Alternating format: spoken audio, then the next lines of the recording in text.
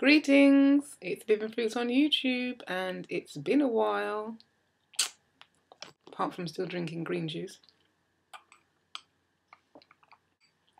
This is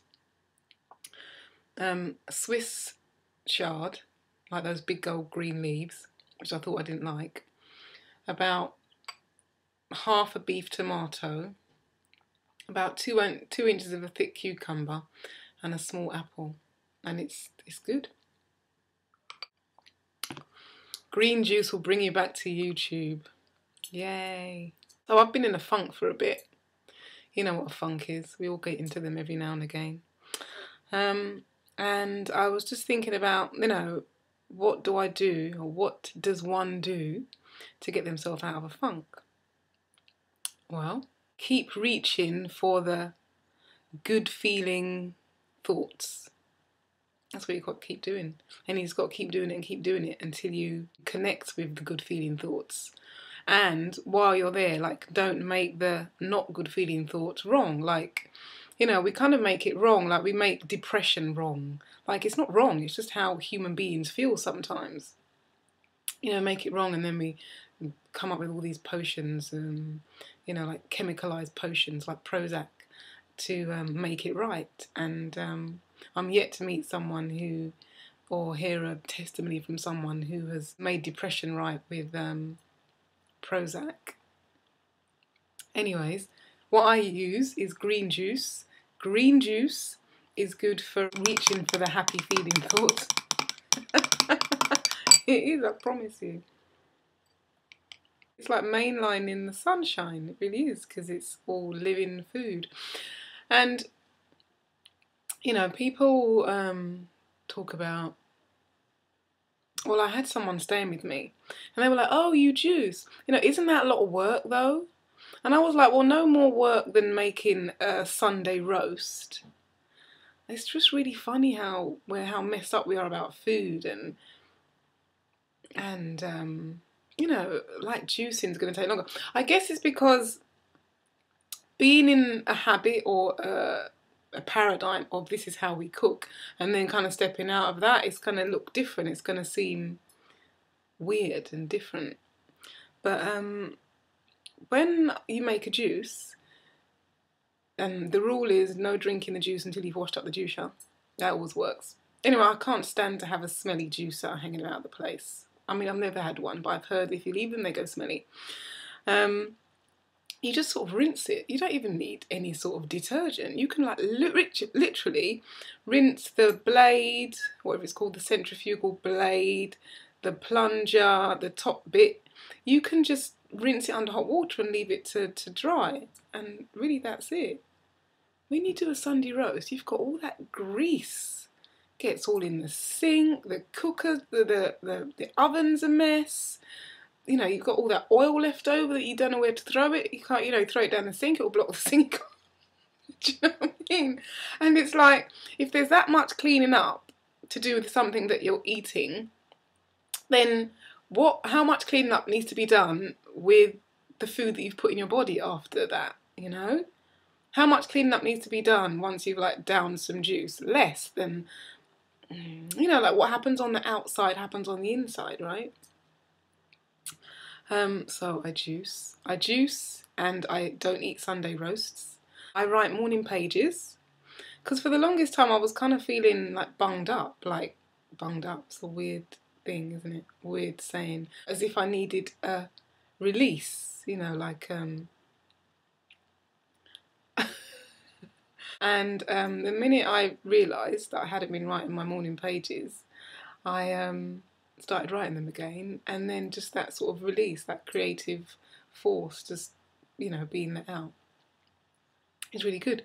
I've been reading quite a bit, sort of been taking in the creativity, but I haven't been letting it out. So it's really good to get back to morning pages. I also put on a DVD or go onto YouTube and find a Taibo presentation or something Pilates, and I'll do that. That can get you out of a funk. Affirmations, I use affirmations. I think affirmations, when you're kind of, you know, like really in a funk, affirmations, I find them quite frustrating. I'm just sort of like, oh, I don't want to say those, you know, because you have to say them so often and really repeat them for them to become embedded in you. But then I have a couple of trusty ones I've been using for years and years and years, and it's easy to, you know, pull those out of my memory. And the other thing I do is I will put an affirmation into my phone. The reminder will pop up on your phone, and you know, I'll sort of drive down the road and suddenly my phone goes, and it's an affirmation, yay! I wear nice clothes and put on makeup just for the sake of it. You know, just going for a meal or going for a drink and like really make it an effort, because it's just nice to kind of look after yourself in that way. I have hot baths with orange oil is my favourite. I also do things like sleeping, just take a nap to get away from yourself, you know, allow your soul to rest from your self-pity and your melancholy. I also go for a drive. I love doing that because driving is a creative activity, and just be in the moment, because you can only be in the moment when you're driving. I also walk in the park, walk in nature. I prefer walking in the park than to just generally walk in the streets, walking along the London city streets. Yeah, they're just some of the things that I do. I also listen to motivational tapes. I have one, it's called Goals UK. I did a course a few years ago, and that's really, really useful. All of that sort of stuff. And then, you know, when worst comes to the worst, and I'm in a funk, what I do is I just be with it. Like, just really don't make it wrong. Just feel the feelings of not feeling great. It sounds weird, but it's useful. Because to resist them, it's worse than just feeling them, because you're just sort of, not like putting off the inevitable, because that makes it sound like something terrible is going to happen, but it's just like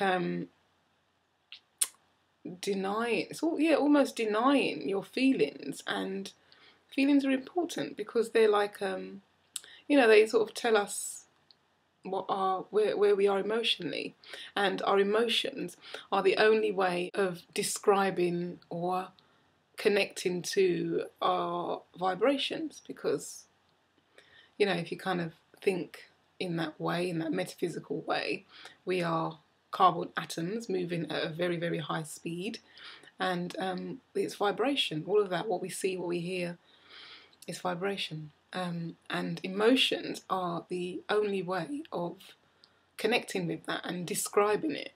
Otherwise, we would just be being. like whence we came. Still eating raw and stuff. Not as raw as I have been actually since my last fast. And my last fast was, it wasn't great. Like I ate, you know, like it got to the evening and I ate some nuts on a couple of the days. So still 3 days. The minute you put something into your stomach, then your body goes into digestion. So, you know, it's kind of like starting the process all over again. So it's the 1st of October today, and any day now I should be fasting again for 3 days. I'll probably start next Wednesday, do one next Wednesday. So yeah, this last month it's been, I think I've been eating about 50% raw, less some days, and sort of not eating some days actually. I'm not making myself wrong about it, like it is what it is.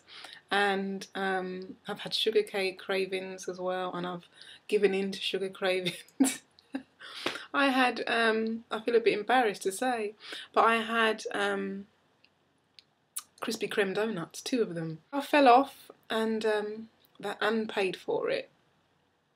The sugar, it's like, I'm sorry, but it's like poison.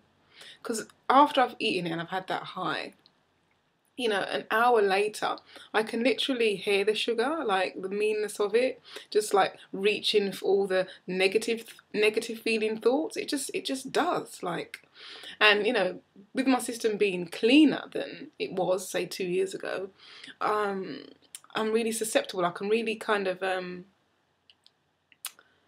witness and feel what the food is doing to me. And I'm telling you, like an hour later, I ate some sugar, and like in the night, you know, I can sort of hear it, like reaching for the negative feeling thoughts. So another way that I keep, keep happy and stay above the line. I have this imaginary line. See, here's the line: happiness, joy, excitement, satisfaction, fulfillment, like that. And then below the line is frustration, unhappiness, inertness, pissed offness, bitch assness. You get the picture, right? And another way that I keep myself above the line is listening to podcasts. I listen to podcasts like Snap Judgment, that's a really good one, and The Moth. I listen to those, yeah.